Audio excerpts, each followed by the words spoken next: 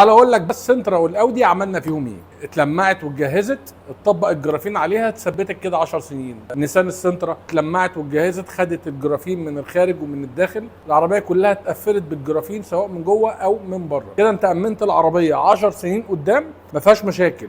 صيانه كل 4 شهور، واحنا عملنا لكم باقه جديده ضمان 6 سنين، ضمان 10 سنين. ادمز الجرافين امريكي من اشهر الجرافين على مستوى امريكا. وابسط حاجه انت ممكن تدخل على جوجل اكتب بس ادمز، هتلاقي هو كمل لك بولشنج او جرافين. من جوه بنعمل ايه؟ تاخد الطابلوه فبر الابواب وكراسي الجلد معانا بالجرافين، في شموع قماش مكت السقف. لو الالوان فاتحه كده انت محتاج تعمل لها السيراميك الداخلي ده هيعمل زي ما انت شايف كده، رش بالميه، الميه واقفه اكنها واقفه على صاج بالظبط، حبوب ميه واقفه لوحدها. دلقنا الميه نفس الفكره، الميه بتنزلق من عليه اكنها بتنزلق من على الكبوت. وكده غلف النسيج، خلاه معزول، يمنع ان انت تعمل كاركير للعربيه بعد كده. توابع الكاركير السقف وقع او غير لك شكل النسيج بتاع القماش نفسه وبوظه.